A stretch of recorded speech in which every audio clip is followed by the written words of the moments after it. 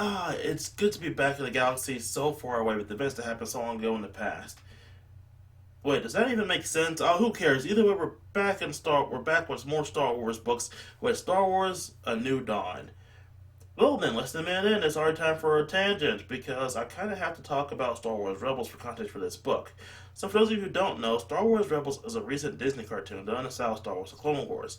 This series takes place during the 20 or so odd years between Episode 3 Revenge of the Sith and Episode 4 A New Hope.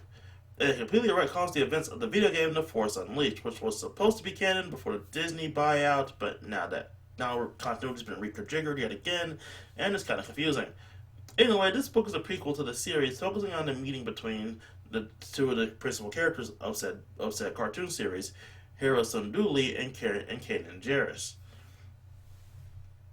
So I guess it's about time for us to get into that plot.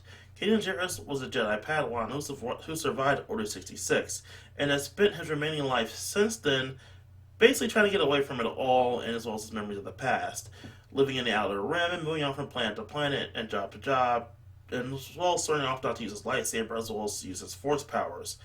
Basically, he's trying to live a normal life and live under the radar, but he can't really do that because, Jedi and all that noise. At the same time, Hera is a member of the Rebellion, seeking out new members in her quest against the Empire, and both have made their way to Gruz, as the Empire has set its sights on it. The pair cross paths as Hera wants to know why the Empire is here on this somewhat significant planet, as well as try and find any potential allies for the rebellion. And Kanan just wants to make enough money to get away to another planet. All the while, various characters learn that the planet is indeed close to its end, thanks to the overmining as Count Vidian comes with plans to increase the mine's outputs, but also coming off as quite the insane man. Well, robot man, because he's kind of a cyborg. With all that said, how does this work as a prequel to Rebels? It works pretty well. It serves as a great foundation for Kanan and Hera's relationship, although it never really clearly spells out what that relationship actually is, as the show gives us hints of a romance, but it could also be indeed a really close friendship, as two do rely on each other, and this book is a good foundation about why they rely on each other so much, as Hera gave Kanan the strength to fight again, and Kanan gives Hera a sense of security as well as well-being. And honestly, that's one of the things I do enjoy, how it's the beginning of their relationship, as well as the fact that their beginning might not hold a relationship on who they are as by the time Rebels starts. It's good to see the pair have grown in no such way since Rebels, thanks to each other's influence, such as Hera managing to relax a bit more and Kanan learning to be a bit more serious here and there. As for the other characters, they also work. I don't want to get into it because spoilers, but they each have their own charm to them, while the ultimate villain does feel somewhat pointless, as she's ultimately nothing more than a stepping stone for, again, Kanan and Hera, which, when a book does focus on the pair bonding and whatnot, is pretty strong. The other side characters, again, are pretty good and get their respective jobs done here and there, although you can see a ticking clock over some of their heads as to when they're exactly going to die.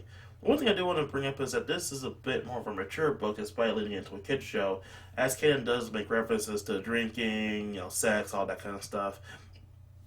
And it's just interesting to see, especially if you went from watching Rebels to reading the book, and like I did.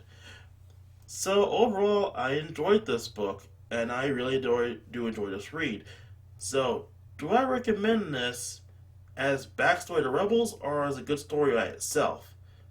Honestly, it's a good story by itself, even if you're not a big fan of Rebels. I do recommend this book if you just want to read more Star Wars content. Is it my favorite Star Wars book? No, that's still Lords of the Sith, being because the awesomeness of Darth Vader and the Emperor teaming up to fight a group of alien bugs is pretty awesome to overstep. And this one doesn't even take second place, but overall, it's still a good read and an enjoyable little piece of the Star Wars pie. Not too big to be necessary, but small enough that it leaves you with a good warm feeling in your stomach.